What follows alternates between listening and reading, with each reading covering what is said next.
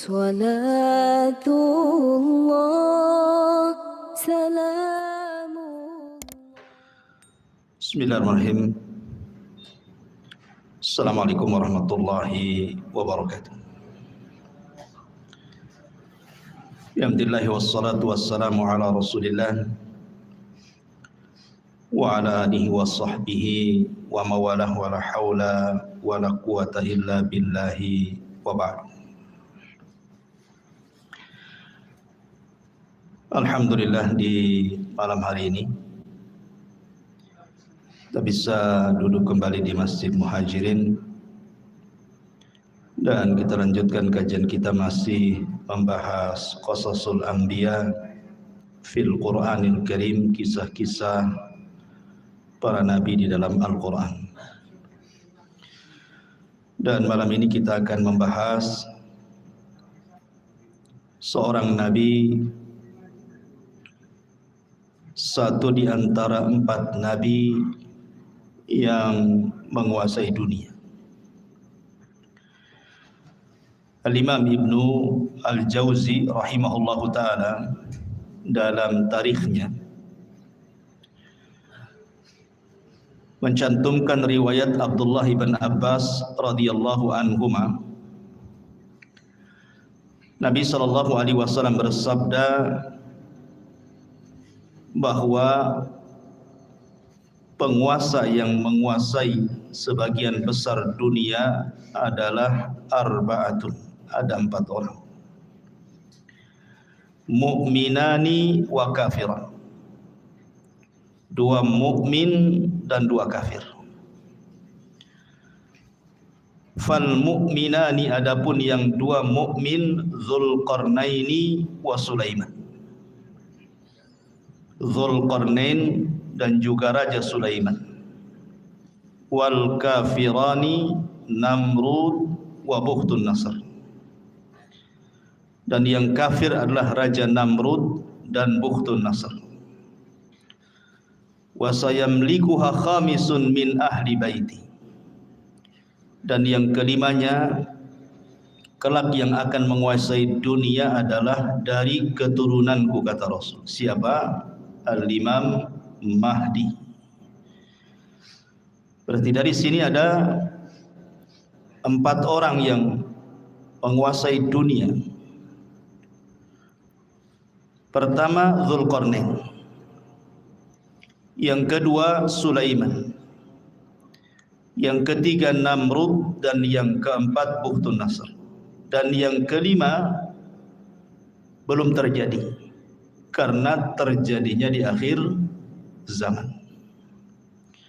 Al-Mahdi Muntadhar, yang banyak orang mengklaim dirinya sebagai Imam Mahdi. Yang terakhir seorang wanita di mana ya?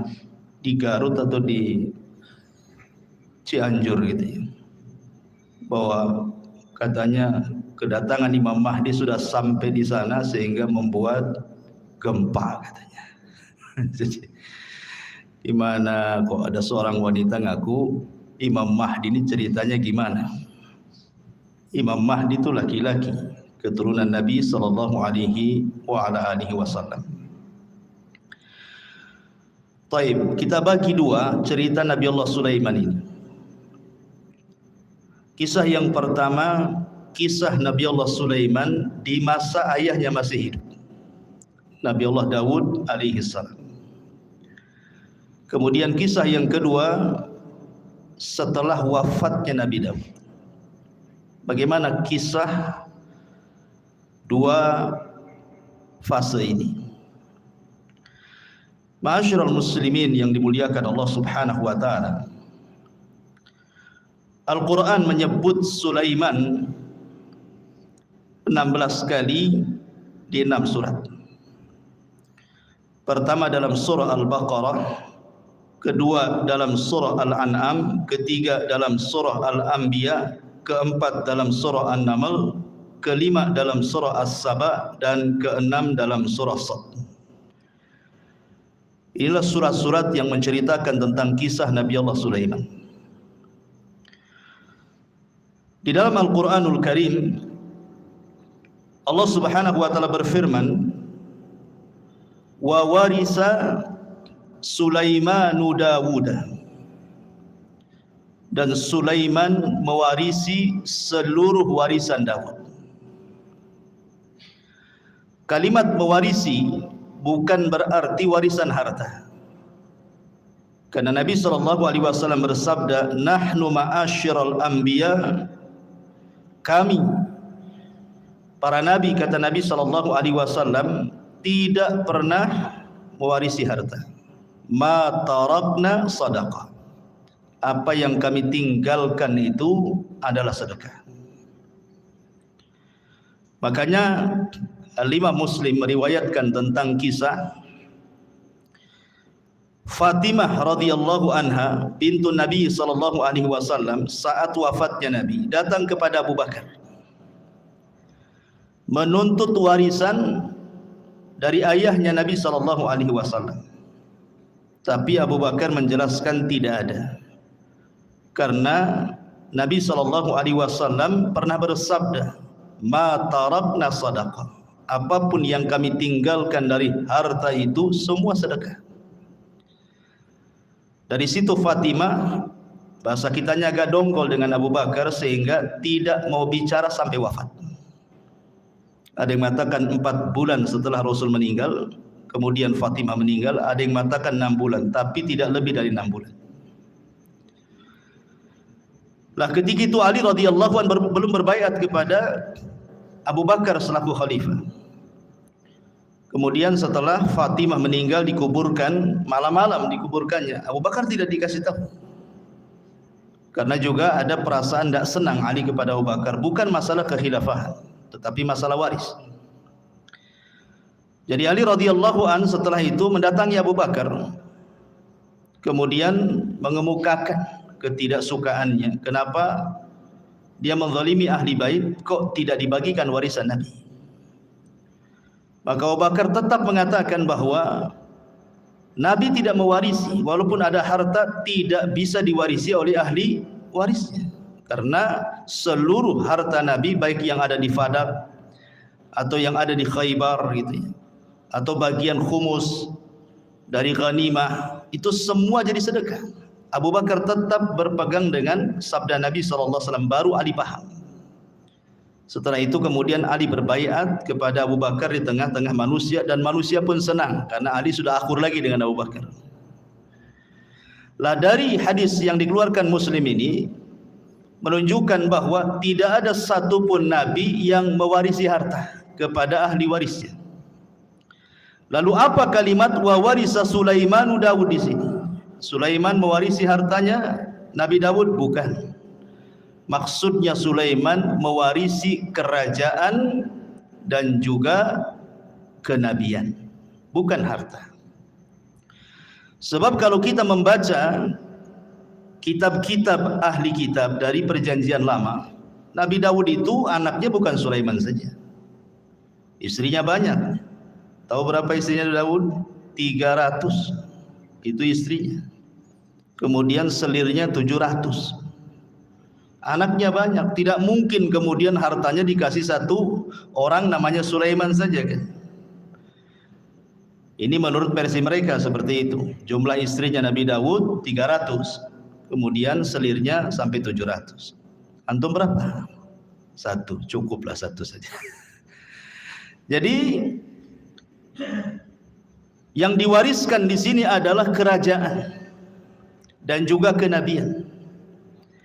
Dan inilah keutamaan Nabi Allah Sulaiman di antara seluruh para nabi Bani Israel. Karena hanya ada 2 nabi, saya ulangi, yang mendapatkan 2 keutamaan yang tidak dimiliki Bani Israel, atau nabi-nabi Bani Israel, atau raja-raja Bani Israel.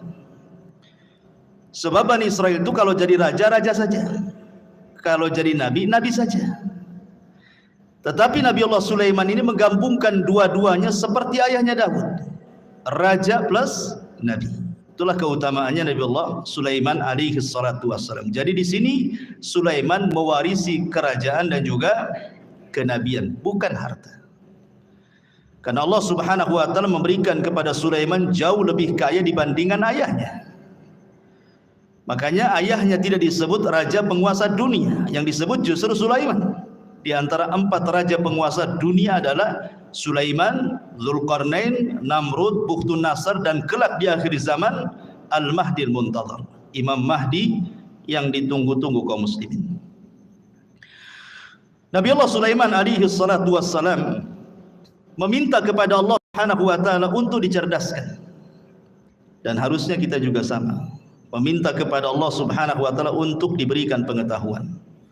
Makanya Nabi SAW selalu berdoa, Rabbi zidni ilma, ya Allah tambahkan pengetahuan kepada. Itu Nabi yang jelas-jelas dapat wahyu saja masih minta ditambah ilmu, apalagi kita.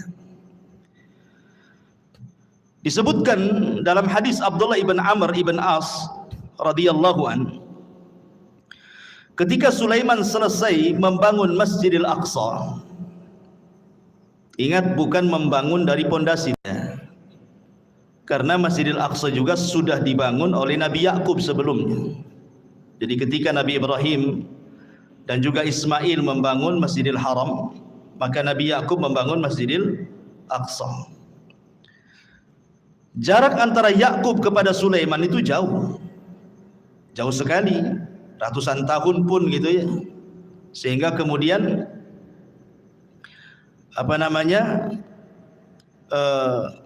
Nabi Allah Sulaiman alaihi salatu wassalam tidak sezaman dengan Nabi Yakub itu. Jadi Nabi Yakub itu Nabi Sulaiman itu bukan membangun dari dasar, tetapi Nabi Sulaiman alaihi salam hanya memperbaharui saja. Dia memperbaharui apa yang sudah ada.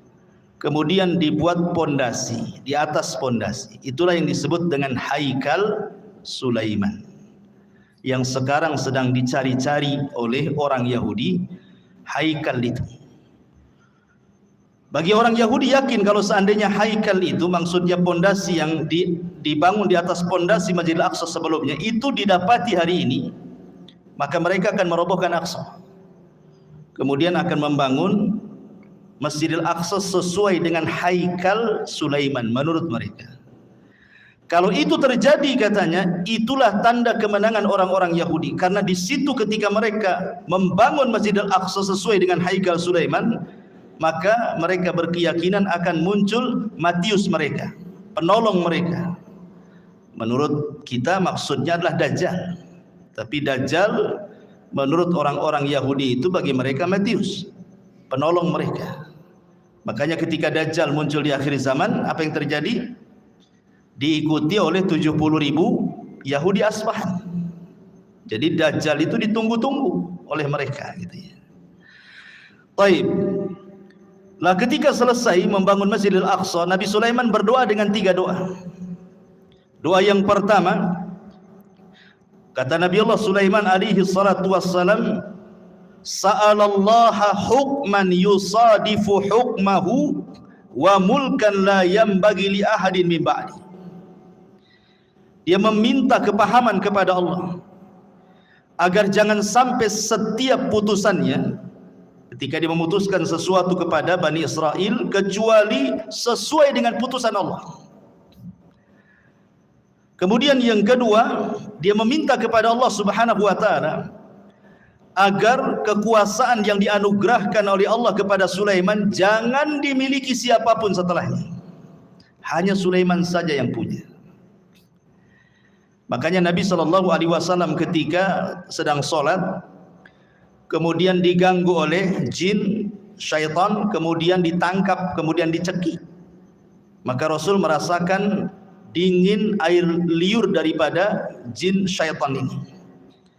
Kemudian Rasul mengatakan, kalau seandainya aku tidak ingat doa Sulaiman, wa mulkan la yanbaghi li ahadin min ba'di, kekuasaan yang tidak boleh dimiliki siapapun, sudah kuikat jin itu di tiang masjid supaya dilihat manusia dan dijadikan mainan, kata Rasul.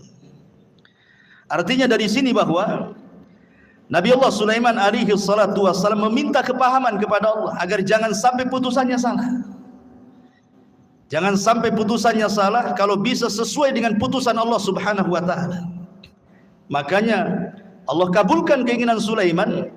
Allah berikan Sulaiman berbagai macam mukjizat yang luar biasa. Nanti kita jelaskan. Baik, kita akan cerita fase di mana Nabi Sulaiman masih bersama ayahnya Nabi Allah Daud alaihi salatu wassalam berdasarkan Al-Quran dan hadis-hadis yang sahih saja. Adapun kalau ada kisah-kisah Israiliyat itu hanya sekedar pelezat cerita saja. Enggak perlu diyakini, enggak perlu didustakan, ya enggak perlu dibenarkan, ya sebagai pelengkap saja. Ma'asyiral muslimin yang dimuliakan Allah Subhanahu wa taala.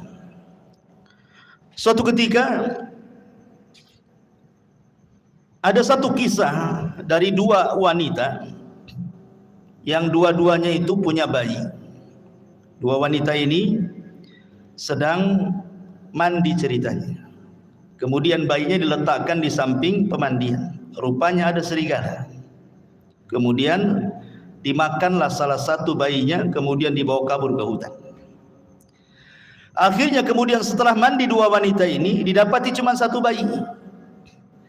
Maka oleh yang paling besar kakaknya wanita ini, diambil bayi itu dan mengatakan, ini milikku. Kata adiknya, bukan, ini milikku. Akhirnya datanglah kepada Nabi Allah Daud alaihi salam, minta diputuskan ini bayi punya siapa, karena cuma satu masalahnya. Maka Nabi Allah Daud alaihi salatu wasallam tentu dengan ijtihad beliau seorang nabi. Akhirnya Nabi Daud memihak kepada yang memegang bayi, kakaknya, dan mengatakan itu bayimu, bukan bayi adik. Maka menangislah sang adik ini. Kemudian karena sudah putusan seorang raja, apalagi yang mau dibicarakan? Keluar. Sebelum keluar, Sulaiman masuk. Kemudian mengatakan, wahai ayahku, bisa enggak saya ikut memutuskan perkara ini? Kata ayahnya, silahkan saja. Akhirnya Sulaiman alaihi salatu wassalam kembali memutuskan kes dua wanita ini. Kemudian Sulaiman mengatakan, ambilkan pisau. Orang-orang tercengang, kenapa Sulaiman minta pisau? Kemudian dikatakan, mau apa dengan pisau itu wahai Nabi Allah Sulaiman? Kata Sulaiman, saya ingin belah bayi ini jadi dua, pusar ke bawah dan pusar ke atas. Kan ini kan dua wanita saling mengklaim ini. Biar adil, kita potong aja bayinya jadi dua. Yang pusar ke atas ambil kakaknya, yang pusar ke bawah ambil adiknya. Nah, selesai. Kakaknya mengatakan, kalau itu putusan wahai Sulaiman, silahkan saja. Tapi adiknya membantah, jangan wahai Nabi Allah. Kalau memang engkau hendak membunuh bayi itu dengan cara memutuskan jadi dua, memotong jadi dua, sebaiknya serahkan saja bayi itu kepada kakak saya. Enggak apa-apa, saya tidak punya bayi. Dari sini Sulaiman tahu siapa wanita yang punya rahmat, siapa wanita yang tidak punya rahmat. Kata Sulaiman, itu bayimu, bukan bayi kakakmu. Kenapa? Karena kakaknya tidak ada rahmat. Masa mau dipotong, silahkan saja. Sementara adiknya enggak mau, berarti menunjukkan bayi itu bayi adiknya. Karena biasanya seorang ibu ada keterikatan emosional dengan anaknya, kan? Maka Sulaiman mengatakan, ambil itu bayi. Dari sini Allah mengatakan, wa fahamna Sulaiman, kami berikan kepahaman kepada Sulaiman. Ini satu kisah. Kisah yang kedua, ini disebutkan di dalam Al-Quran surah Al-Anbiya ayat 78. Allah Subhanahu wa taala berfirman, wa Dawud wa Sulaimana idh yahkumani fil harthi idh nafashat fihi ghanamul qaumi wa kunna li hukmihim syahidin. Dan ingatlah kisah Daud dan Sulaiman, kata Allah, ketika keduanya memberikan putusan mengenai ladang, karena ladang itu dirusak oleh kambing-kambing milik kaumnya, dan kami menyaksikan keputusan yang diberikan oleh mereka. Bagaimana kisahnya? Jadi Bani Israel ini, yang satu punya kebun, yang satu punya kambing. Ini kambing-kambing ini tidak dijaga oleh pemiliknya, masuklah ke kebun orang, dirusaknya kebun itu. Dimakanlah daun-daunan, ladang-ladang yang baru saja ditanam, dirusak, semua dirusak. Namanya kambing gak berakal.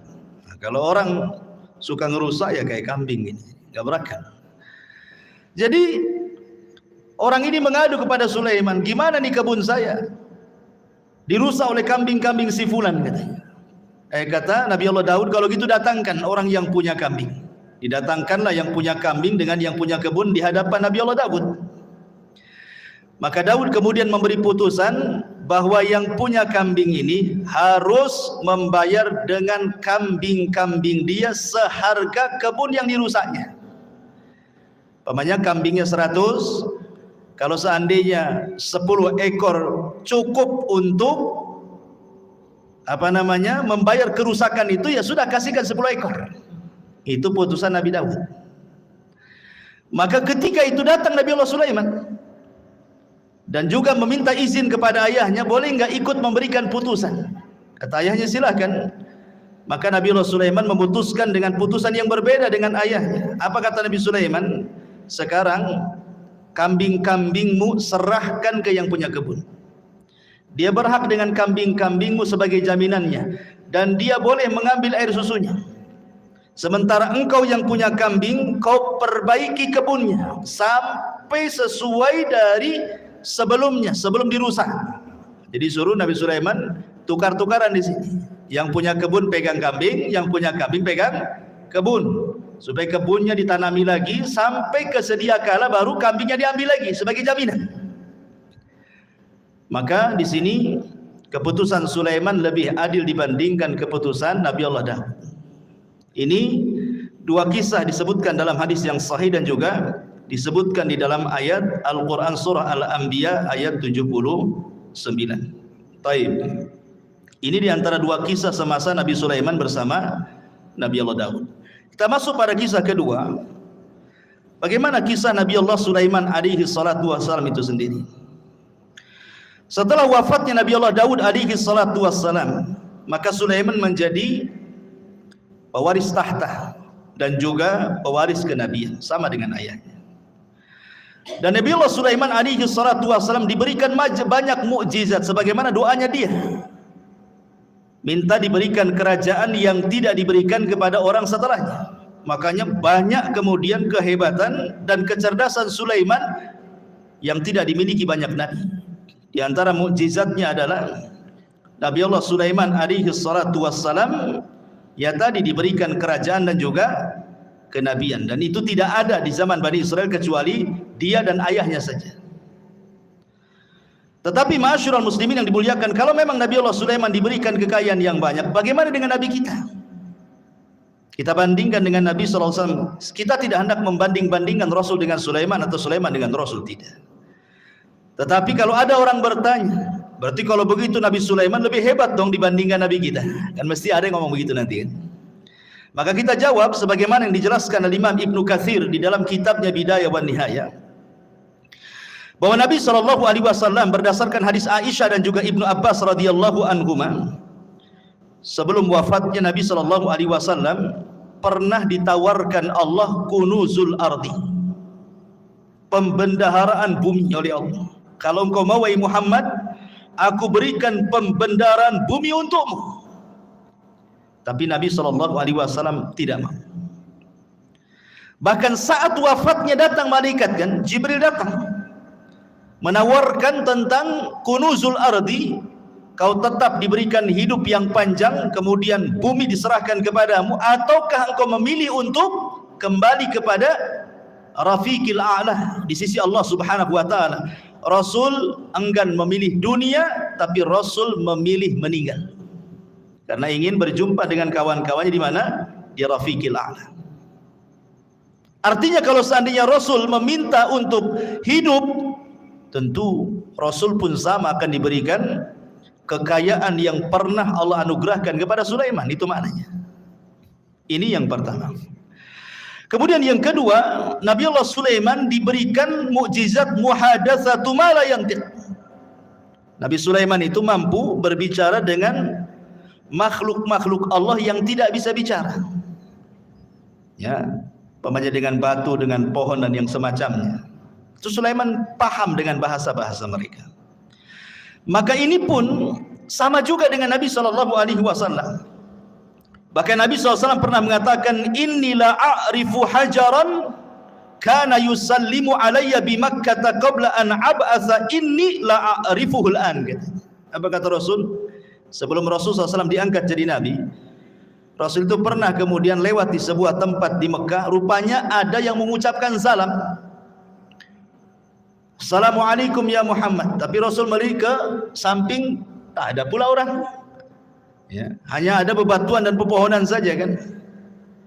Akhirnya kemudian setelah Rasul diangkat jadi Nabi baru paham bahwa yang mengucapkan salam itu adalah batu dan pepohonan. Dan Rasul mengatakan, aku sekarang tahu di mana hajar ataupun batu yang ketika aku belum diutus jadi Nabi dia mengucapkan salam kepadaku.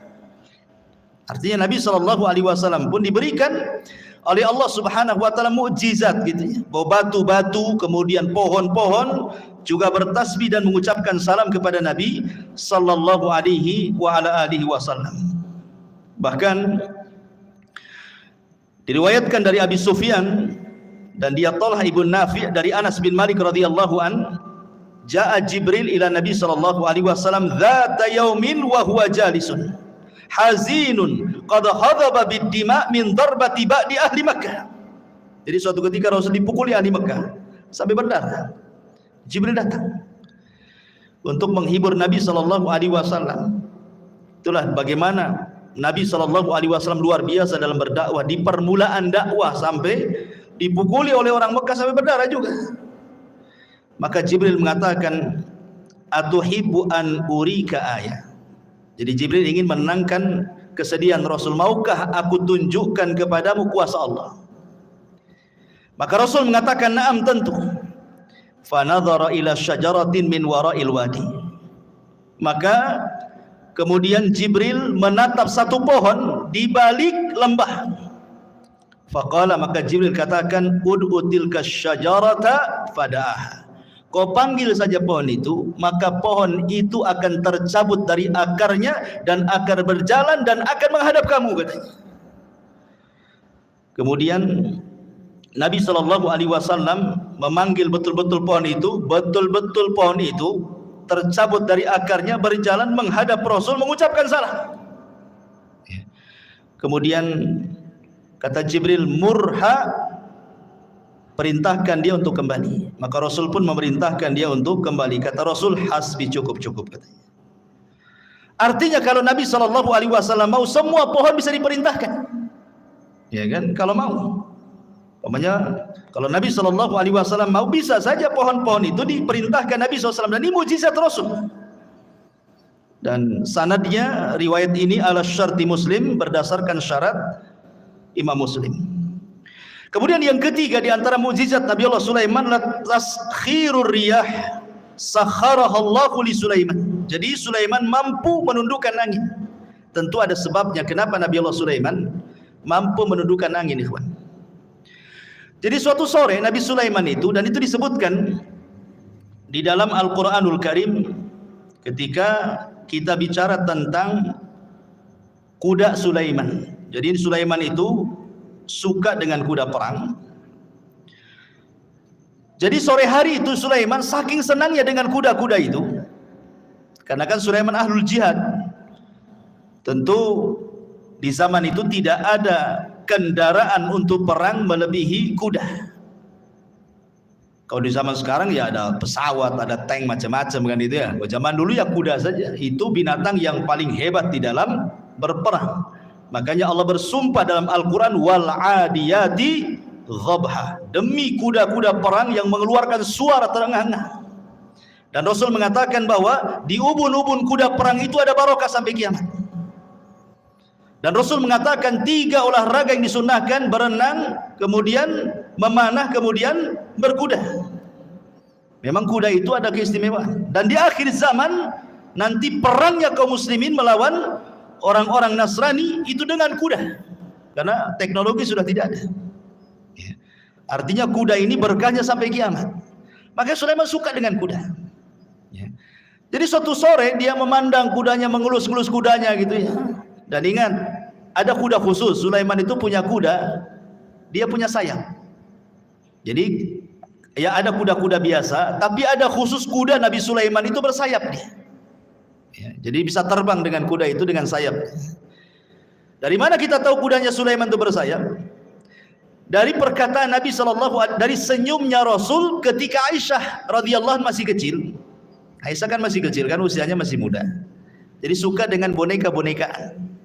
Nah, di antara boneka yang di depan Aisyah itu kuda yang bersayap. Jadi Rasul mengatakan, itu kok kuda bersayap, kata Nabi. Masa ada kuda bersayap? Kata Aisyah radhiyallahu mengatakan, bukankah kau tahu bahwa kudanya Sulaiman juga bersayap, katanya Aisyah. Fadhahikan Nabi SAW. Maka Rasul tersenyum. Ya. Dan Rasul tidak membantah kan, hanya senyum saja kepada Aisyah radhiyallahu anha. Dari sini sebagian ulama beristidlal bahwa ada kuda-kuda Sulaiman itu yang bersayap.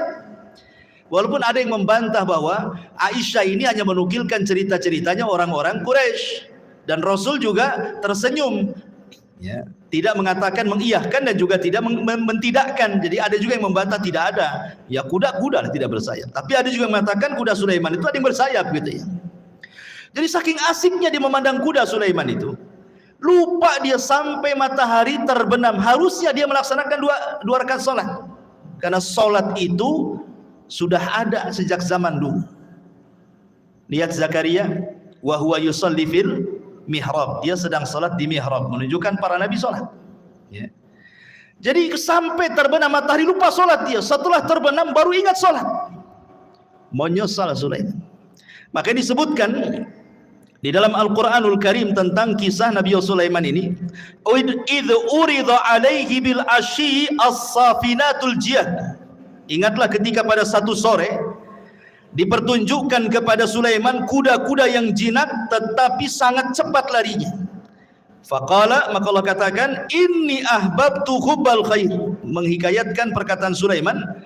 Maka dia berkata, sesungguhnya aku menyukai segala yang baik dari kuda, tetapi an dzikri rabbi hatta tawarat bil hijab, yang membuat aku ingat akan kebesaran Tuhanku sampai matahari terbenam. Maka Sulaiman lupa tidak sholat. Ketika dia lupa tidak sholat, dia menyesal. Maka keesokan harinya apa kata Sulaiman? Urudduha alayya fatafika mashan bisuq wal a'naq. Bawalah semua kuda-kuda itu kembali kepadaku. Lalu dia, ada yang mengatakan dalam tafsirnya, memotong kaki dan leher kuda itu, menyembelihnya.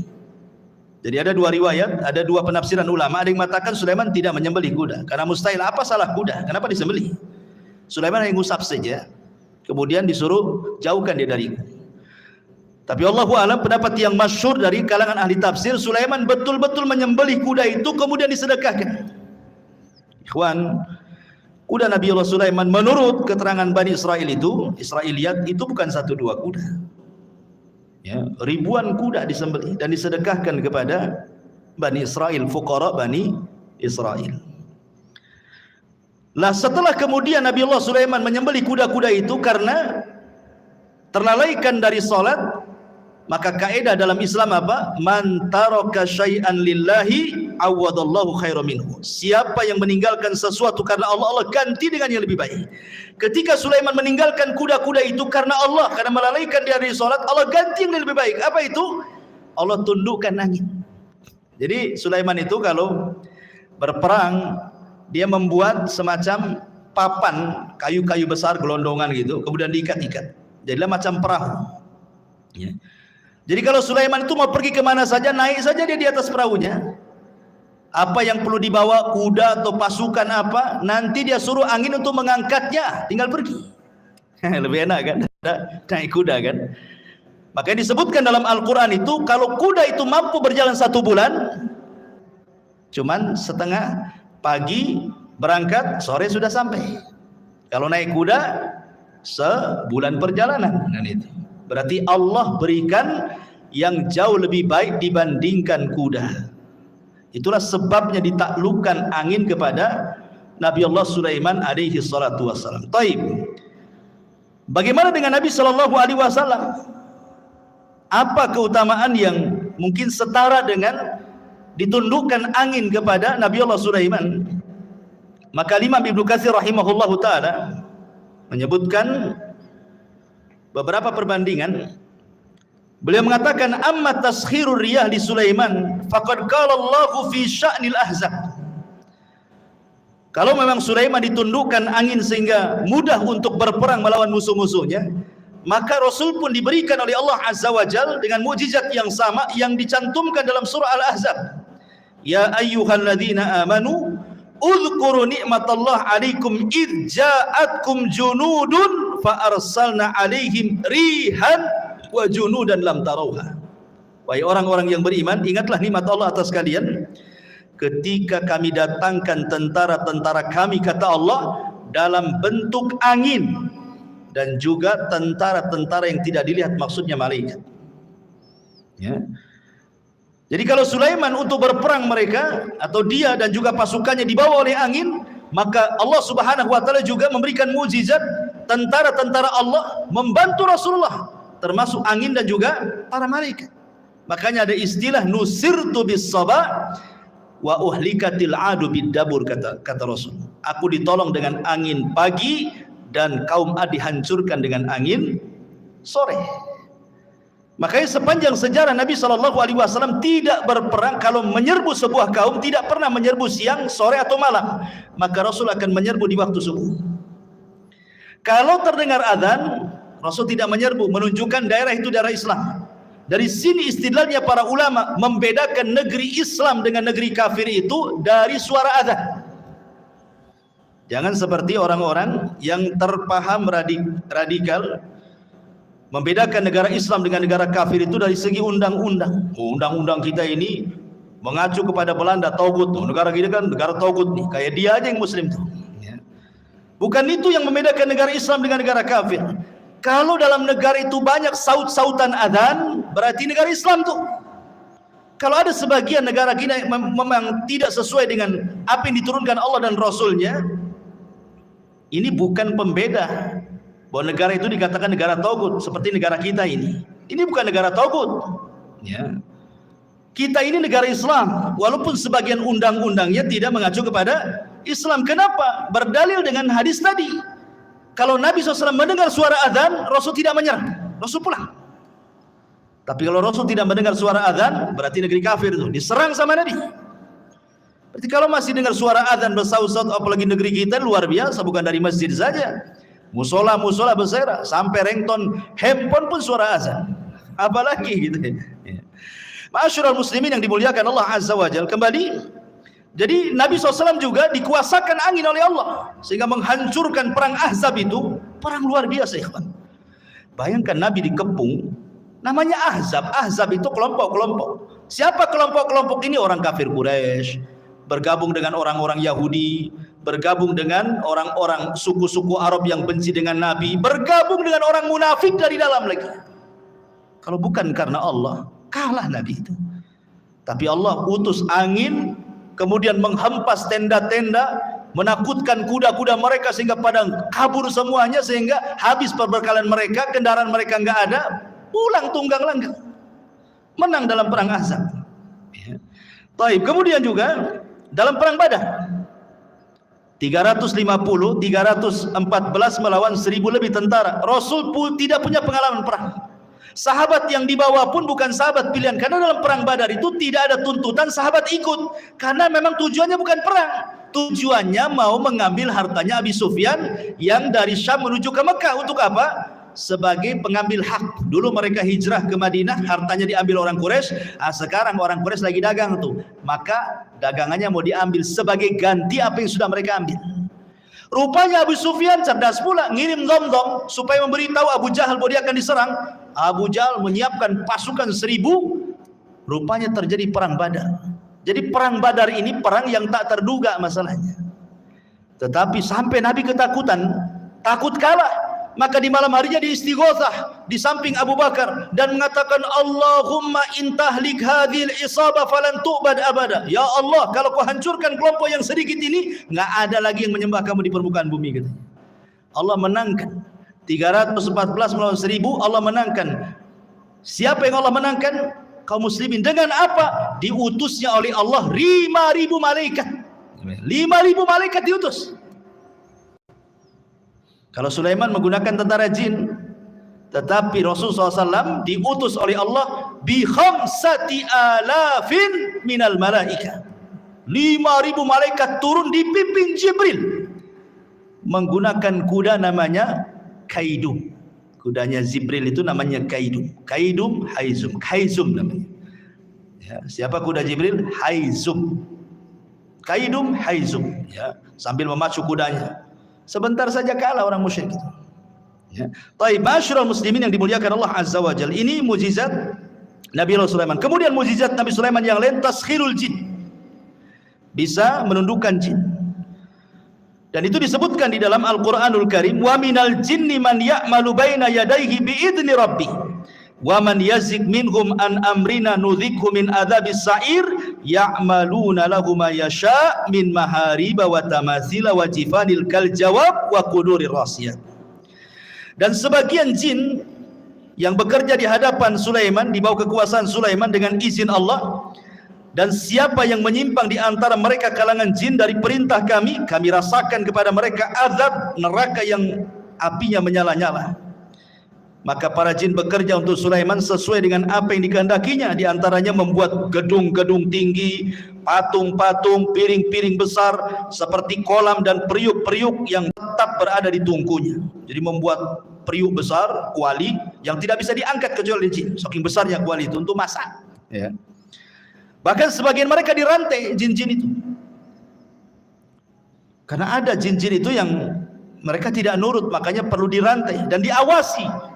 Ya, kalau punya proyek Sulaiman itu membuat gedung-gedung besar, maka Sulaiman akan duduk mulai dari terbit sampai terbenam matahari.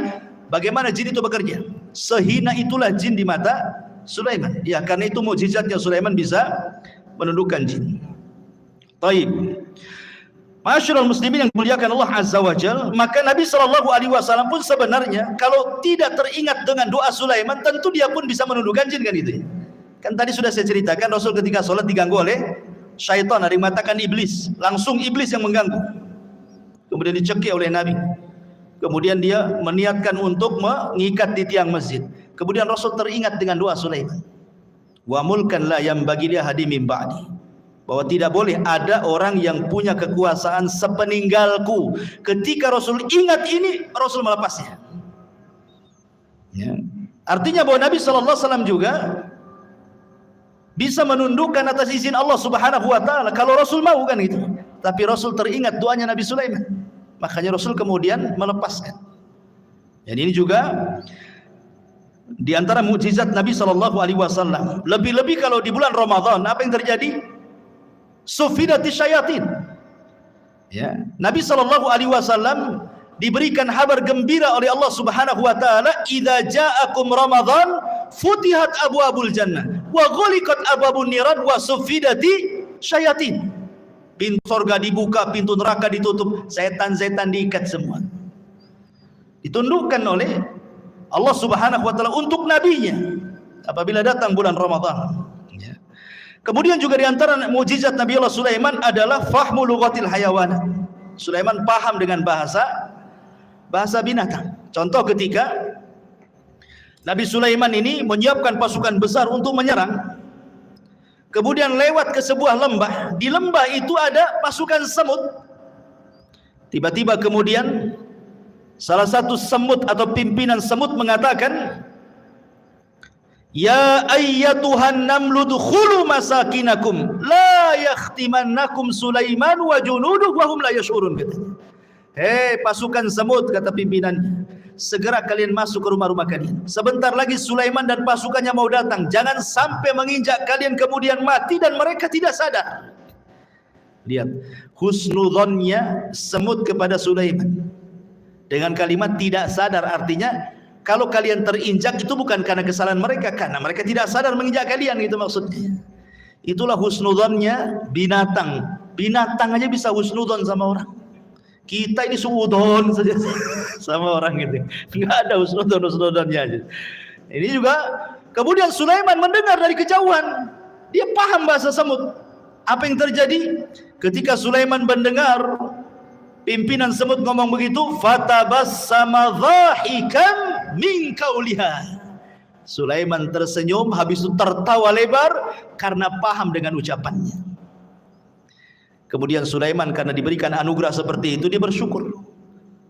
Apa doanya? Rabbi auzi'ni an ashkura ni'mataka allati an'amta alai wa ala walidai wa an a'mala salihan tardah wa adkhilni bi rahmatika fi ibadika salihin. Ya Rabb, anugerahkan kepadaku agar aku tetap bersyukur akan nikmat-Mu. Diberikan anugerah mampu memahami bahasa hewan, gitu ya. Yang telah Engkau berikan nikmat kepadaku dan nikmat kepada kedua orang tuaku, dan aku agar aku bisa beramal saleh supaya Engkau redha dan Engkau masukkan aku dengan rahmat-Mu termasuk hamba-hamba-Mu yang saleh. Subhanallah. Manusia sekaya Sulaiman, manusia sehebat Sulaiman, manusia yang kekuasaannya sampai separuh dunia, masih mengatakan, saya bersyukur akan nikmat-Mu kepadaku. Ini pelajaran bagi orang-orang kaya, ya. Sekaya apa sih Anda dengan Sulaiman itu? Sekaya apa? Berapa uang di rekeningnya Anda itu? Berapa mobil yang Anda punya? Berapa rumah yang Anda punya itu? Tapi kenapa kemudian persis seperti yang difirmankan Allah, kalla innal insana la yatgha an ra'ahus taghna. Ternyata kekayaan itu sirru tughyan, rahasia bejatnya orang. Kata Allah, sekali-kali jangan seperti itu. Terkadang ada orang yang melampaui batas ketika Allah bukakan kekayaan kepadanya. Sulaiman masih bersyukur. Beda pula dengan Qarun. Qarun malah mengatakan apa? Innama utitu min ilmin indi. Enak saja kau mau ngambil zakatku. Dia ngomong sama utusannya Nabi Musa itu. Enak saja kau mau mengambil zakatku, katanya. Ini harta aku yang dapat. Sama sekali Qarun tidak menasabkan harta itu kepada Allah, sehingga Allah katakan wa khassafna bihi wa bidarihil ardh. Kami tenggelamkan si Qarun dan seluruh harta-hartanya ke dasar bumi. Jadilah kalau sekarang nemu harta dikit-dikit harta Qarun, harta Qarun. Nemu dompet aja harta Qarun, semua harta Qarun, ya. Intinya bahwa di sini ada pelajaran besar. Kemudian juga Sulaiman mengajarkan akhlak. Bagaimana dia tersenyum kepada semut, ya. Dan senyum itu bagian daripada akhlak yang sangat murah tetapi besar nilainya, besar pengaruhnya, ikhwan. Apalah susahnya senyum coba? Senyum itu tidak susah, tapi pengaruhnya besar. Senyum itu jauh lebih berpengaruh dibandingkan ngomong. Karena biasanya orang yang suka senyum itu langsung disukai orang. Beda dengan orang yang jarang senyum gitu kan, susah orang suka. Tapi orang yang suka senyum, ya manis senyumnya karena orang suka senyum. Beda kalau orang jarang senyum, sekali senyum pahit tuh biasanya. Nah, ini senyum ngapain nih? Jangan-jangan mau pinjam uang pun katanya kan. Artinya bahwa sebagaimana ulama mengatakan akhlak itu terbagi tiga, dari leher ke atas, kedua tangan, dan dari atas kepala ke bawah kan. Itu akhlak namanya. Dari leher ke atas di situ ada mata. Orang yang jarang melotot kalau ngomong berarti punya akhlak. Orang yang jarang mengeluarkan kata-kata kotor kecuali santun, maka itu berakhlak. Telinganya tidak mendengar kecuali yang dibolehkan dia mendengar. Hidungnya tidak mencium kecuali yang dibolehkan dicium. Senyumnya selalu tersebar. Itu akhlak namanya.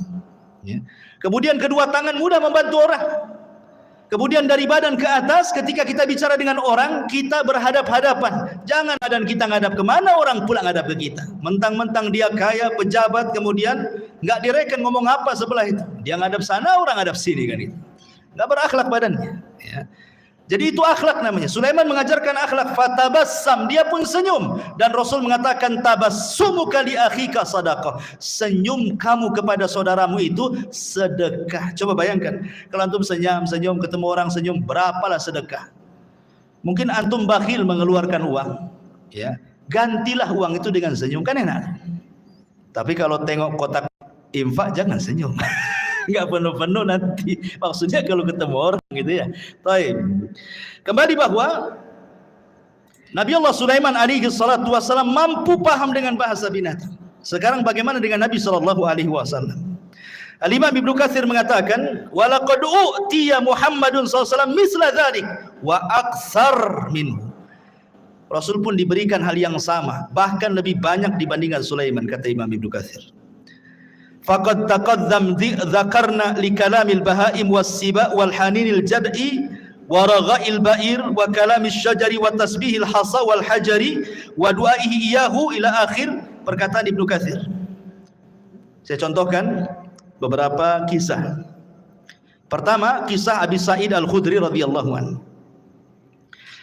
Jadi ceritanya Abu Sa'id Al-Khudri ini menceritakan, jadi ada seorang penggembala, tiba-tiba datang serigala. Penggembala datang serigala, diambillah satu kambing itu, dibawa kabur ke hutan, dikejar sama yang punya kambing. Akhirnya direbut lagi dari serigala itu. Tiba-tiba serigalanya bisa bicara. Apa kata serigala ini? Ala tattaqillah, tidakkah kau bertakwa kepada Allah? Tanzi'u minni rizqan saqahullahu alayya. Kata serigala, tidakkah kau bertakwa kepada Allah, wahai penggembala? Kau sudah merebut rizki yang Allah anugerahkan kepada kau, kau ambil lagi, katanya. Kagetlah ini penggembala kambing. Kok serigala bisa bicara kan itu ya? Ini aneh ini serigala ini, kok bisa bicara gitu. Kalau sekarang kan tengok di punggungnya ada baterainya enggak? Gitu, berarti robot itu ya. Nah, kemudian orang ini mengatakan, ya ajibah, dzambun yukallimuni kalamal insi. Saking herannya penggembala ini mengatakan, kok kamu bisa bicara seperti manusia, katanya. Maka serigala ini mengatakan, ana ukhbiruka bi'ajabi min dzalik. Kata serigala, nggak perlu heran. Mau nggak aku habarkan dengan yang lebih ajaib dibandingkan ini, kata serigala ini. Apa itu? Kata serigala ini, Muhammadun sallallahu alaihi wasallam bi Yathrib yukhbirun nas bi amba'i ma qad sabaq. Kamu tahu orang namanya Muhammad yang ada di Yathrib, kata serigala itu. Dia lebih hebat dibandingkan aku. Dia mampu berbicara tentang habar-habar yang sudah berlalu dari kalangan para nabi, Qarun, Fir'aun dan yang lainnya, atau yang akan datang hari kiamat macam-macam. Aku tidak bisa, kata serigala. Akhirnya kemudian seorang ra'il ghanam ini akhirnya datang menemui Nabi, masuk Islam. Kemudian dia menceritakan tentang serigala yang bicara itu ke hadapan Nabi sallallahu alaihi wasallam. Maka kata Rasul, sadaq, serigala itu benar, katanya. Walladzi nafsi Muhammadin biyadihi la taqumus saah hatta yukallimus siba'al insa. Tidak akan tegak kiamat, kata Rasul, sampai ada binatang yang bicara dengan manusia. Itulah kamu, katanya. Kan itu ya. Jadi sanadnya adalah syarti sahih, dan hadis ini disahihkan oleh Imam Al-Baihaqi. Lihat, serigala ini mengakui apa? Kehebatan Nabi, dan dia bisa bicara ya. Kemudian juga diriwayatkan dari Safinah maula Rasul. Rasul itu punya pembantu namanya Safinah. Pembantu Rasul banyak, salah satunya Safinah namanya. Jadi Safinah ini suatu ketika dia sedang safar, naik perahu. Qadarullah, perahunya dihempas ombak, akhirnya hancur perahunya, berantakan. Tetapi Allah takdirkan dia selamat dengan satu kayu yang sisanya itu dia ngambang sampai dibawa ke entah berantah. Tiba-tiba dia nyasar di sebuah pulau. Ketika terbangun, tiba-tiba ada singa di hadapannya. Fawajada fihal asad, ada singa di hadapannya. Faqala lahu. Maka si Safinah ini ketakutan dengan singa itu. Singa, dia pun lagi lelah, baru saja terdampar, nggak punya tenaga, mau lari gimana? Sementara singa sudah di hadapannya. Berteriaklah Safinah ini, apa teriakannya? Dia mengatakan, ini, kata Safinah ini, sesungguhnya aku adalah sahabat Nabi sallallahu alaihi wasallam. Ini Safinah maula Rasulillah. Aku Safinah pembantu Rasulullah, aku sahabat Rasul, katanya. Tiba-tiba menjinaklah singa ini. Kemudian fadharaba mankibi, tiba-tiba kakinya singa menepuk bahunya dia, seolah-olah ngajak pergi. Maka akhirnya ketika melihat jinak, maka hilanglah ketakutan Safinah, akhirnya mengikuti singa ini kemana arahnya. Rupanya singa ini kemudian mengarahkan ke jalan pulang. Sebelum pulang, katanya Safinah menceritakan, seolah-olah dia melambai-lambai, yuwaddi'uni, seolah-olah ingin berpisah, ya, selamat pergi gitu kan. Subhanallah. Kemudian hal ini disampaikan kepada Nabi sallallahu alaihi wasallam. Lihat, binatang disebut saya pembantu Nabi, langsung jinak.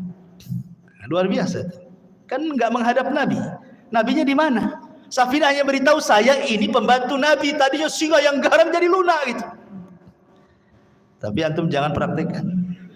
Masuk ke kandang singa, saya umat Nabi apa nggak diterkam? Ya.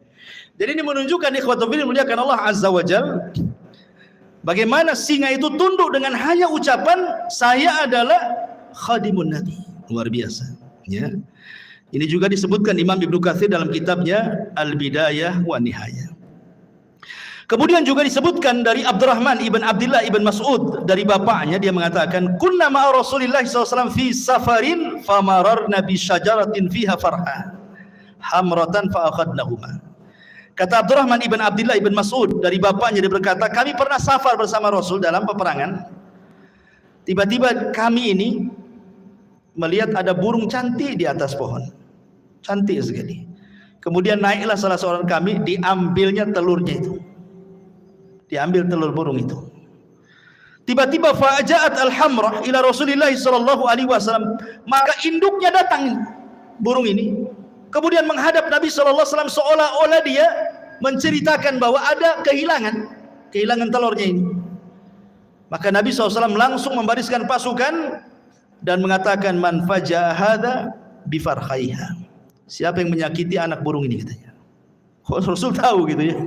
Ya, Rasul kan tidak tahu. Yang ngasih tahu apa? Burung. Melapor kepada Nabi SAW. Maka Rasul mengatakan rudduhuma, balikan anaknya. Kemudian dalam riwayat rudduhu rahmatan biha, kembalikan. Kalian harus punya kasih sayang. Ya, sahabat mengembalikan. Artinya bahwa kalau Nabi SAW juga diberikan oleh Allah Subhanahu wa Ta'ala mujizat yang sama, paham dengan bahasa binatang. Sampai Imam Ahmad meriwayatkan dari musnadnya kisah tentang Anas bin Malik radhiyallahu anhu. Bahwa suatu ketika Anas bin Malik radhiyallahu anhu masuk bersama Rasul di haid min haidil Ansar, di ganggang kota Ansar, kota Madinah. Ya. Apa yang terjadi? Kata Anas bin Malik radhiyallahu anhu, tiba-tiba datang seekor ghanamun fasajadat lahu. Tiba-tiba lari seekor kambing, sujud pula di hadapan Nabi. Sahabat nengok, kok ada kambing sujud di hadapan Nabi gitu. Maka faqala Abu Bakar mengatakan, Rasul, kalau kambing yang tidak berakal ini sujud, harusnya kami yang sujud, katanya. Tapi Rasulullah mengatakan, la yambagi an yasjuda ahadun li ahadin walau kana yambagi li ahadin an yasjuda li ahadin la amartul mar'an tasjuda li zawjiha. Tidak boleh. Kalau Allah perintahkan aku untuk merintahkan kalian sujud di antara kalian, maka yang pertama kali aku peruntukkan sujud bukan kalian kepadaku, tapi seorang istri sujud kepada suaminya, karena besarnya haknya. Tetapi aku tidak diperintahkan untuk itu. Ada yang mengatakan hadisnya lemah, tetapi ada yang sahih yang dikeluarkan Musnad Imam Ahmad juga tentang kisah unta yang mengejar Rasul. Tiba-tiba Rasul sedang naik keledai bersama Jabir, disusul sama unta itu. Setelah untanya di depan, tiba-tiba ia buruk sujud di hadapan Rasul. Kemudian Rasul turun, dilihatnya unta itu nangis, diusap air matanya. Kemudian Rasul entah berbincang-bincang apa dengan unta, sahabat tidak tahu. Tiba-tiba Rasul berdiri, berteriak, man sahib hadal jamal, siapa pemilik unta ini? Tiba-tiba ja'a fatan minal ansar, datang anak muda dari Ansar, ana ya Rasul, saya Rasul. Maka Rasul marah dan mengatakan, afala tattaqillah fi hadhil bahimati allati malakakallahu iyyak. Tidakkah kau bertakwa kepada Allah? Allah sudah kuasakan unta kepadamu. Kenapa engkau tidak merawatnya? Innaka tuji'uhu wa tut'ibu. Kau hanya membuat unta sakit dan engkau membuat unta lapar. Kau hanya bisa mempekerjakan saja, tidak bisa mensejahterakan. Rasul paham juga dengan bahasa unta. Ya. Ini mukjizat, artinya kalau Sulaiman juga paham dengan bahasa semut dan binatang-binatang yang Rasul pun sama, bahkan lebih, kata Ibnu Katsir, dibandingkan Nabi Allah Sulaiman alaihi salatu wassalam. Kemudian juga yang lainnya, di antara Sulaiman isalatun nuhas, mampu mencairkan tembaga persis seperti bapaknya. Kan bapaknya itu kan bisa membuat baju besi kan, tanpa harus dibakar, dikasih pandu besi. Tidak, Sulaiman juga seolah-olah tangannya panas, besi tinggal dikual-kual, bila baju besi. Makanya Allah mengatakan wa arsalna lahu ainal qitr, kami alirkan cairan tembaga bagi Sulaiman. Artinya Sulaiman mampu untuk membuat baju besi cukup dengan tangannya, persis seperti mujizat bapaknya Nabi Allah Daud alaihi salatu wasallam. Ini di antara mukjizat-mukjizat yang Allah Subhanahu wa taala anugerahkan kepada Sulaiman. Ada satu kisah dari Abu Hurairah radhiyallahu anhu. Hadis ini dikeluarkan Imam Ahmad dan disahihkan oleh Imam Hakim walaupun ada sebagian melemahkan. Jadi suatu ketika kharaja Sulaiman alaihi salam tasqi fara'a namlatan mustalqiyatan ala dhahriha rafi'atan qawami'aha ila sama. Taqulu Allahumma inna khalqun min khalqik laisa bina ghaniyun an suqyak faqala irji'u faqad suqitum bidakwati ghairikum. Jadi Sulaiman ini kan waktu itu terjadi pacaklik di Bani Israel. Nah, hujan lama, enggak turun-turun hujan. Jadi Sulaiman mau pasukan untuk sholat istisqa di lapangan. Tiba-tiba kemudian Sulaiman melihat ada semut sedang terlentang menghadap ke langit. Dan Sulaiman mendengar doanya semut itu. Apa doa semut ini? Ya Allah, aku ini adalah hamba dari hamba-Mu. Tidak ada yang lebih kaya darimu, maka hujani kami. Tiba-tiba ketika semut selesai doa, hujan tuh. Ya. Maka Sulaiman mengatakan kepada pasukannya, irji'u, pulang. Ya, cukup sudah ada yang meminta hujan selain dari kalian. Ya. Kemudian Al-Hafidh Ibnu Hajar menyebutkan dalam Al-Talkhis bahwa Al-Imam Ad-Daruqutni Hakim juga mengeluarkan hadis dari Abu Hurairah tanpa menyebutkan Sulaiman. Jadi ada seorang nabi, tetapi riwayat ini walaupun lemah memperkuat bahwa yang berdoa kisah ini adalah kisah Sulaiman, karena ada riwayat walaupun lemah bahwa yang dimaksud nabi ini adalah Nabi Sulaiman. Tapi ada riwayat yang sahih tapi tidak disebutkan siapa namanya. Adapun riwayat yang menyebutkan adanya Sulaiman dilemahkan para ulama. Tapi yang jelas bahwa lihat bagaimana di sini faedahnya, ternyata Allah Subhanahu wa taala terkadang mengabulkan doa sebelum kita minta. Itu syahidnya di sini. Orang-orang ini kan belum istisqa. Kenapa hujan? Rupanya orang lain yang minta. Dari sini menunjukkan bahwa Allah itu karim. Bukan Bang Karim ya, karim. Artinya karim itu pemurah. Ya. Dia bisa mengabulkan hamba-hambanya sebelum diminta. Dan itu bentuk malunya Allah Azza wa Jalla. Karena di antara sifat Allah itu adalah Hayyun Karim. Allah itu zat yang maha pemalu dan juga pemurah. Lah bentuk pemalunya Allah Subhanahu wa taala adalah Allah pantang apabila ada seorang hamba mengangkat kedua tangannya kemudian dibiarkan kosong tidak diberi. Allah pantang itu. Idza rafa'a 'abdun yadayhi ila sama faqala ya rabbi an yaruddahuma sifra, kata Rasul. Kalau ada seorang hamba mengangkat begini kemudian mengatakan ya Rabb, kemudian tidak diberi, oh tidak, pasti diberi orang itu. Atau terkadang belum dia berdoa sudah dikabulkan. Belum dia berdoa sudah dikabulkan. Subhanallah. Ya. Taib. Kemudian kisah Nabi Allah Sulaiman alaihi salatu wasalam bersama burung hudhud. Ini menariknya karena disebutkan di dalam surah An-Naml. Ma'asyiral muslimin yang dimuliakan Allah Azza wa Jalla. Jadi suatu ketika Nabi Sulaiman ini sedang mempersiapkan pasukan. Pasukan besar. Bayangkan pasukan Sulaiman ini jin, manusia, binatang, kemudian di atasnya burung terbang. Jadi nggak pernah terkena sengatan matahari. Sulaiman itu senantiasa dinaungi oleh burung-burung. Jadi kemana saja, mau di padang pasir, mau di mana, nggak kepanasan kan? Karena burung di atasnya masalahnya kan itu. Jadi suatu ketika mempersiapkan barisan itu, hudhud pula tak ada di situ. Mana hudhud? Dan burung hudhud itu adalah muhandis Sulaiman. Disebutkan dalam sejarah Israiliyat bahwa dia itu muhandis, seorang insinyur. Jadi hudhud yang diceritain ini seorang insinyur. Jadi terkadang nih Sulaiman nih kalau mau berangkat ke sebuah tempat, maka yang mengeker dari atas langit itu burung hudhud. Entah di depan ada jurang kah, entah di depan ada air, ada sungai, ada laut, nanti dikasih tahu tuh. Ya, karena Sulaiman tidak tahu yang gaib, ya kan? Jadi besar sekali memang jasanya hudhud itu kan. Makanya ketika tidak ada, Sulaiman marah. Kemana hudhud ini? Awas saja, kata Sulaiman, ngancam Sulaiman. Kalau dia datang dan tidak membawa alasan, la u'adzibannahu adzaban syadidan aw la adzbahannahu aw la ya'tiyani bisultanin mubin, kata. Kalau dia datang tidak bawa alasan, ku siksa dengan siksa yang berat, atau ku sembelih dia, atau ku maafkan kalau bawa alasan, kata. Ternyata famakatha ghaira ba'id. Ternyata hudhud sudah datang. Dari mana coba hudhud itu? Rupanya hudhud dari Yaman. Sulaiman di mana? Di Palestina. Sebegitu cepatnya itu terbangnya hudhud itu. Satu di Palestina, satu di Yaman. Cemana terbangnya itu?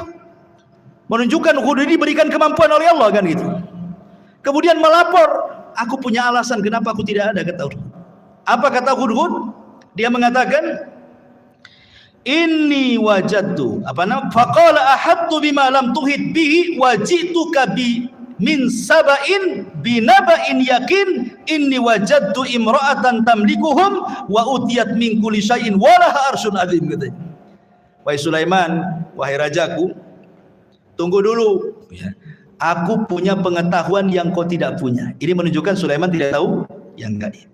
Kalau dia tahu yang gaib tentu tidak akan ancam-ngancam hudhud ya. Jadi Nabi itu tidak tahu yang gaib. Hatta Sulaiman yang banyak mujizatnya sekalipun tidak tahu yang gaib.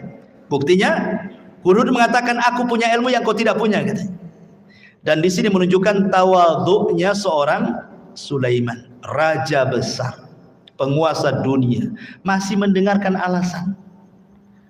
Enggak diktator dia. Kalau diktator main cincang aja lah kan gitu ya. Didengerin tawadhu Sulaiman. Kalau punya alasan ngomong bahasa kita ya kan. Dia mengatakan begini, wahai Sulaiman, aku baru terbang ke Yaman. Aku temui di Yaman ada kerajaan besar. Rupanya yang memimpin seorang ratu, katanya. Itu kerajaan luar biasa, katanya. Memuji kerajaan itu.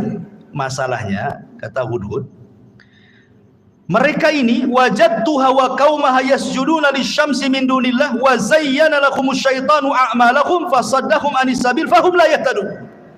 Tapi sayang wahai Nabi Allah, dia dan kaumnya menyembah matahari, bukan Allah yang disembah.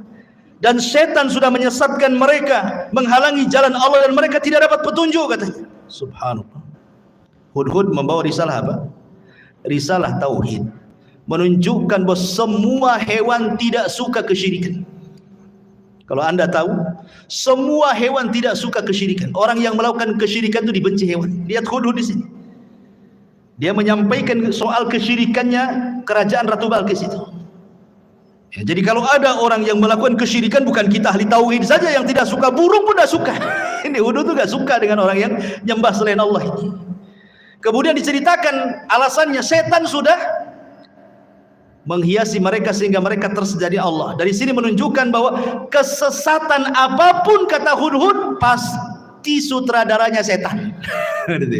Kalau ada orang nyimpang, orang sesat gitu ya, berarti dalangnya setan tuh di belakangnya itu. Hudhud ngasih tahu tuh sama kita ya. Akhirnya kemudian Sulaiman ya nggak begitu percaya saja. Namanya habar itu bisa ya bisa tidak kan gitu. Makanya Sulaiman akhirnya gini saja.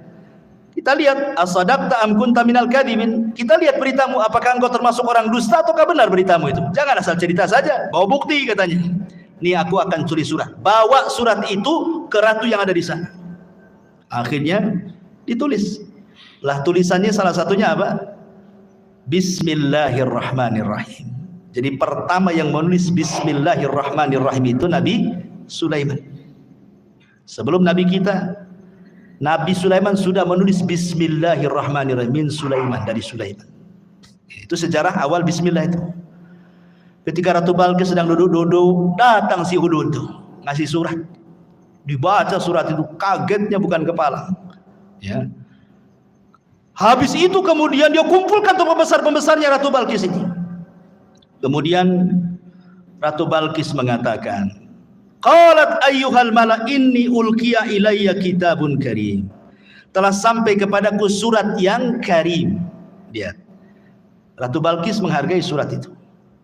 Dia tahu karena isi surat itu dari seorang nabi. Ya. Kemudian Ratu Balqis mengatakan, ya ayyuhal mala aftuni fi amri ma kuntu qati'ata amran hatta tashhadun. Sekarang bagaimana pendapat kalian? Ini raja maunya kita masuk Islam, kalau tidak dia serbu kita, katanya. Kata raja-raja ini, kata para pembesarnya, tunggu dulu wahai ratu, nahnu ulu quwwatin wa ulu ba'sin syadid wal amru ilaiki fangduri madza ta'muri. Tenang, kita ini kerajaan besar, tentara kita kuat, kita hadapi sajalah, katanya. Tapi putusan tetap kepadamu, nurut kepada Ratu Balqis. Ratu Balqis ini orang berakal, makanya dia mengatakan kepada para pembesarnya. Ingat, innal muluk idza dakhulu qaryatan afsaduha wa ja'alu a'izzata ahlaha adillata wa kadzalika yaf'alun. Ingat, siapapun negerinya, manapun negerinya, kalau sudah diserang musuh, pasti orang mulia akan jadi hina. Nanti jadi tawanan, ya, nanti akan dibunuh, nanti anaknya, ibunya jadi yatim, menjanda, macam-macam lah kan gitu. Ini bahaya, enggak usahlah kayak gitu. Gini sajalah kata Ratu Balqis, dia kan ngaku nabi. Gimana kalau seandainya kita kirim hadiah banyak-banyak saja? Kita lihat kata Ratu Balqis, kalau memang dia seorang nabi, pasti dia akan tidak akan menerima hadiah ini. Tapi kalau dia raja yang haus kekuasaan, pasti diterima. Kita lihat nabi atau bukan katanya. Itu cerdasnya Ratu Balqis itu. Dikirim hadiah banyak-banyak. Ya. Ketika kemudian Sulaiman mendapatkan hadiah itu, Sulaiman mengatakan, qala atumiddunani bimal fama atani Allah khairun mimma atakum bal antum bihadiyatikum tafrahun. Kata Sulaiman, enak saja kalian kirim hadiah katanya. Aku sudah punya semuanya, yang aku miliki, yang Allah berikan itu jauh lebih baik daripada yang engkau miliki, kata Sulaiman. Lihat, Sulaiman selalu menasabkan kepada Allah di sini. Apa kata dia? Atumidduni bimali fama atani Allah. Ini bahasanya. Yang Allah berikan kepadaku, kata Sulaiman, jauh lebih baik dibandingkan yang Allah berikan kepada kalian, hai Balqis, katanya.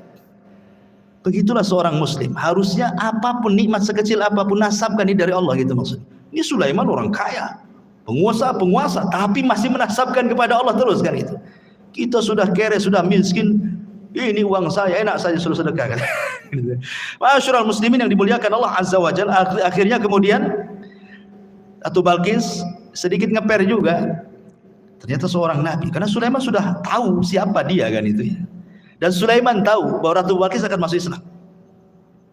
Dari mana taunya? Dari akalnya yang cerdas. Dia tidak mau perang, malah ngirim hadiah. Jadi Sulaiman mengira-ngira ini pasti dapat hidayah wanita ini. Makanya kemudian Sulaiman akhirnya apa? Punya siasat, dikumpulkannya pasukannya, jinnya, orang soleh dikumpulkan. Apa kata Sulaiman?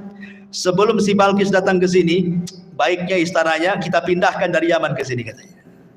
Siapa yang bisa mindahkan istananya Ratu Balqis ke hadapanku, kata Sulaiman. Akhirnya qala ifritun minal jin. Bangunlah jin ifrit. Ifrit itu di bawahnya iblis, ya. Di bawahnya ifrit ada namanya Maroddah yang diikat di bulan Ramadan itu. Apa kata jin ifrit? Ana atika bihi qabla an taquma min maqamik. Aku bisa mendatangkan istana itu, wahai Sulaiman, sebelum kau bangkit dari tempat dudukmu di singgasanamu itu. Menunjukkan bahwa jin punya kekuatan, bisa memindahkan sebuah istana kan, bisa dipindah. Apalagi mindah uang di celengan, paling mudah itu. Ya, kalau antum punya uang di celengan kok hilang, jangan-jangan dipindah ifrit. Pas dicek tak ada lubang, betul lah dipindah jin. Tapi kalau ada lubang itu bukan jin yang mindah, orang rumah itu yang mindah. Baik. Jadi akhirnya ifrit mengatakan, perintahkan aku saja, sebelum kau bangkit istana sudah sampai di sini. Qala alladzi indahu ilmun minal kitab. Tiba-tiba seorang yang mempunyai ilmu dari kitab berkata, ana atika bihi qabla an yartadda ilaika tarfuk. Kalau aku tidak, wahai Sulaiman, perintahkan aku saja sebelum matamu berkedip sudah sampai istana itu. Terjadi silang pendapat, siapa orang ini? Kok sakti kali dibandingkan ifrit nih? Ada 4 penafsiran para ulama. Ada yang mengatakan bahwa dia adalah Jibril. Jibril turun dan mengatakan, saya akan mindahkan. Penafsiran yang kedua, ini ifrit tapi yang muslim, yang satunya kafir, yang mengatakan sebelum kau bangkit itu adalah ifrit kafir. Tetapi yang mengatakan sebelum berkedip ini ifritnya muslim. Itu satu penafsiran yang lain. Penafsiran yang ketiga, Sulaiman sendiri yang ngomong begitu. Aku bisa memindahkan sekejap sebelum aku berkedip sudah sampai. Tapi pendapat yang masyhur dari kalangan para ulama bahwa yang memindahkanlah seorang laki-laki yang bernama Asif ibnu Barkhiyah. Asif pakai shad, Asif ibnu Barkhiyah, dialah orang kepercayaannya Nabi Musa yang diajar, yang mampu menguasai Ismul A'zam, nama-nama Allah yang agung. Kalau dalam Islam itu ada namanya Asmaul Husna. Di antara Asmaul Husna itu ada namanya Ismul A'zam. Menjadi perselisihan para ulama. Ismul A'zam dalam Asmaul Husna itu apa? Ada yang mengatakan Al-Hayyu, ada yang mengatakan Al-Qayyum, ada yang mengatakan Allah. Wallahu a'lam. Pokoknya tidak tahu mana yang satu. Kalau antum berdoa membaca Asmaul Husna 99 itu, insya Allah doa antum dikabulkan, karena pasti akan membaca Ismul A'zam. Salah satu dari 99 yang kita tidak tahu yang mana satu itu Ismul A'zam itu. Nah, kalau berdoa cobalah baca semua itu Asmaul Husna itu. Boleh jadi pas dengan Ismul A'zam, karena kan disembunyikan yang mana satu kita tidak tahu. Lah Asy bin Barqiyah ini menguasai Ismul A'zam. Makanya kemudian dia berdoa kepada Allah, sebelum berkedip istananya sudah sampai. Seorang-orangnya juga keangkut di istana itu. Bayangkan. Ratu Balkis datang ke hadapan Sulaiman. Kata Sulaiman, sebelum Balkis masuk ke istana, kita robah dikit katanya. Masih kenal nggak dengan istana itu? Apa yang dirobah? Tehelnya. Keramiknya dirubah, dibuat apa? Dibuat kaca. Ya. Karena kan di istana dipindah diletakkan di lautan, masalah istana itu. Kan bawahnya air tuh. Dikasih kaca. Jadi seolah-olah kalau nginjak itu nginjak air gitu. Jadi kata Ratu Balkis kepada Sulaiman kepada Balkis, betul nggak istana? Kayaknya iya, kayaknya tidak katanya. Dia ragu-ragu deh. Iya ke tidak kan itu? Kalau tengok bangunannya iya. Tapi kok isinya beda kan itu ya. Makanya sempat disebutkan dalam Quran ini, Balkis ini sampai kemudian menyingkap pakaiannya, khawatir terkena air, padahal itu kaca tuh. Ya. Dari situlah dia melihat kehebatan Sulaiman. Akhirnya Ratu Balkis mengatakan perkataan menunjukkan dia masuk Islam, wa aslamtu ma'as Sulaiman lillahi rabbil alamin. Maka Balkis pun mengatakan, aku sekarang masuk Islam bersama Sulaiman. Dia masuk Islam akhirnya. Tapi menjadi perselisihan apakah Balkis ini menjadi istri Sulaiman atau tidak, itu menjadi khilaf ulama. Ada yang mengatakan jadi istrinya, ada yang mengatakan tidak. Wallahu a'lam. Tidak ada riwayatnya. Karena Sulaiman ini juga istrinya banyak. Ada dalam sebuah hadis yang sahih. Jadi suatu malam Sulaiman itu diberikan kekuatan mampu menggauli istrinya. Istrinya 100 ikhwan. Ada yang mengatakan yang 60 istri sahnya, yang 40 selirnya. Ya. Jadi semuanya 100. Kata Sulaiman, malam ini bernazar ingin menggauli semua istrinya dalam satu malam. 100 wanita digauli satu malam. Kalau nggak punya kekuatan, tengkleng lantum tuh. Ini kan khusus para nabi. Nabi itu diberikan kekuatan oleh Allah. Sulaiman diberikan kekuatan itu. Kemudian Sulaiman bernazar, aku ingin gauli dalam satu malam ini semua istri-istriku, dan aku berdoa kepada Allah setiap istriku mengandung punya anak dan kujadikan semuanya tentara di jalan Allah untuk berperang katanya. Itu Sulaiman. Itu nadarnya. Rupanya Sulaiman lupa membaca insya Allah. Harusnya dia mengatakan insya Allah. Karena masyiah itu tetap milik Allah. Kalau kita berkehendak, Allah tidak mungkin terjadi. Allah berkehendak, kita tidak, pasti terjadi. Itu semua kaidah seperti itu. Harusnya Sulaiman mengucapkan insya Allah. Maka malam itu digilir semua istri-istrinya. Rupanya tidak ada yang mengandung kecuali satu. Ketika melahirkan, separuh manusia, separuh bukan. Tidak punya kaki. Puntung kakinya ke atas. Ya, nggak punya kaki. Ya. Itulah makanya kenapa walaupun dia seorang nabi, tetap masyiah itu milik Allah. Kehendak itu milik Allah. Makanya penting mengucapkan insya Allah. Apapun, mengucapkan insya Allah. Mau datang besok, insya Allah. Datanglah insya Allah. Tolonglah datang insya Allah. Oh, kayaknya orang sekarang kalau bilang insya Allah ragu-ragu tuh.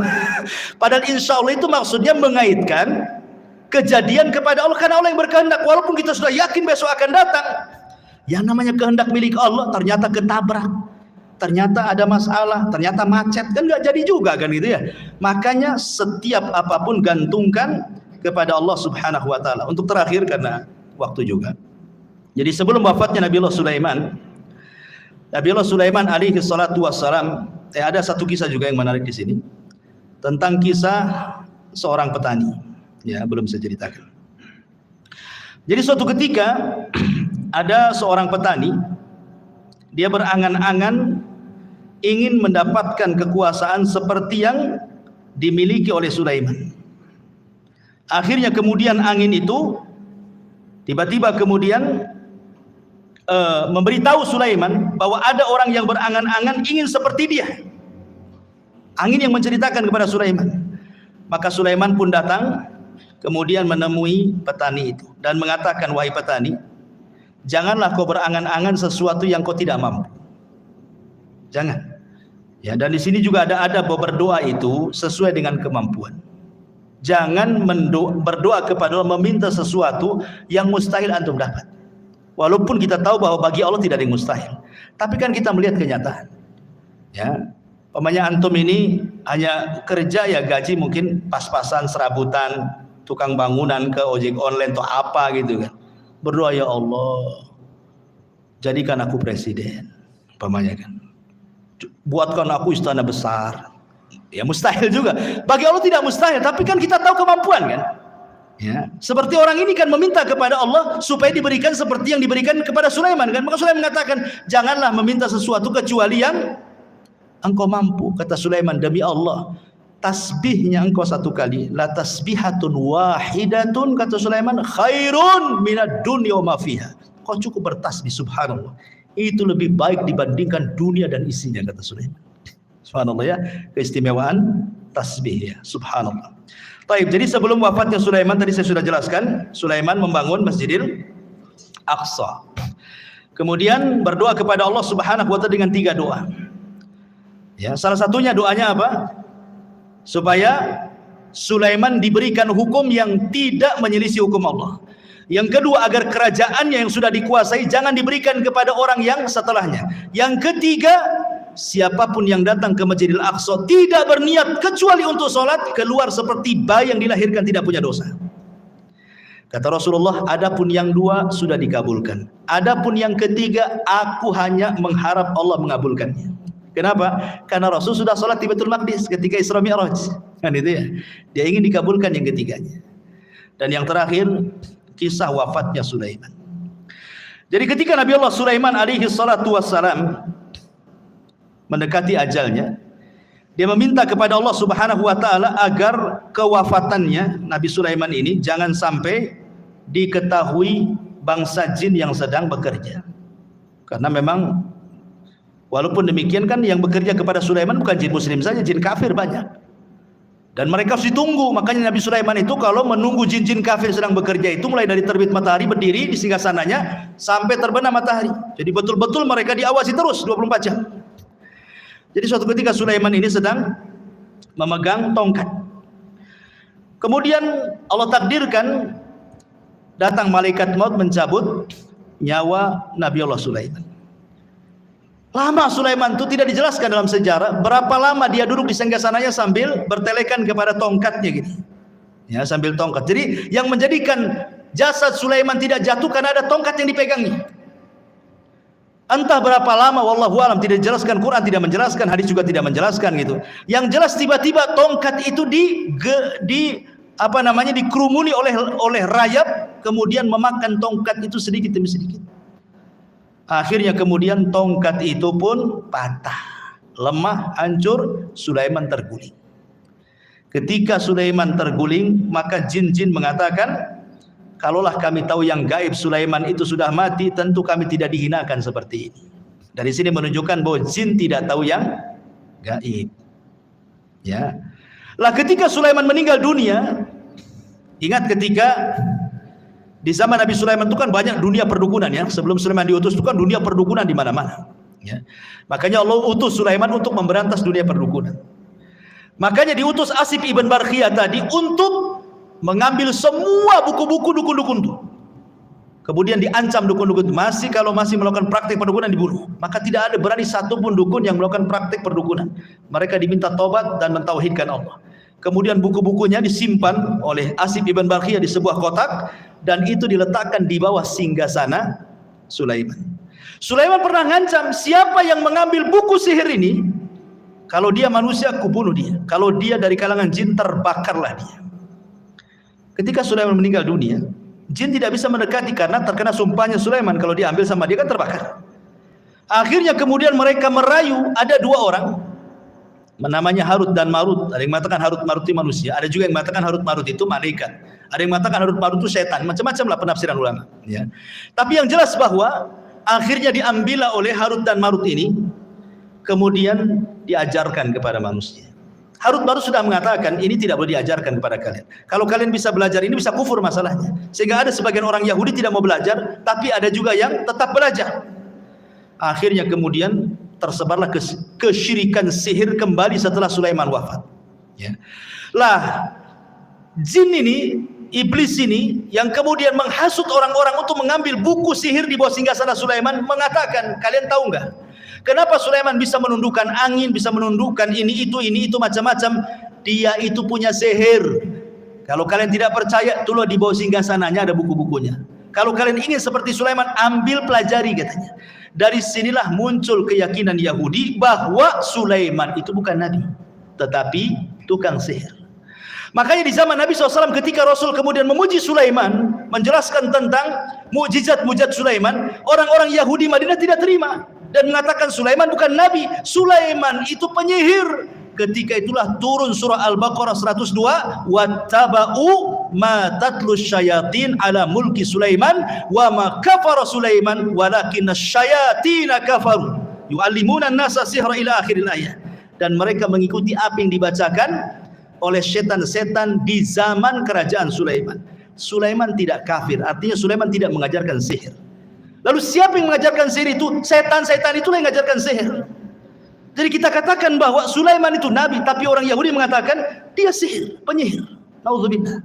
Makanya Allah turunkan wattaba'u ma tatlu syayatin ala mulki Sulaiman wa ma kafara Sulaiman walakinna syayatina kafaru yu'allimuna an-nasa sihra wa ma unzila 'alal malakaini bi Babila Harut wa Marut. Wallahu a'lam. Kisah Harut Marut panjang, tidak perlu dikisahkan. Di lain kesempatan saja. Ini diantara kisah singkat dari Nabi Allah Sulaiman. Wallahu a'lam. Mudah-mudahan ada manfaatnya. Subhanakallahumma bihamdika asyhadu an la ilaha illa anta astaghfiruka wa atubu ilaik. Allahu ta'ala alam. Assalamualaikum warahmatullahi wabarakatuh.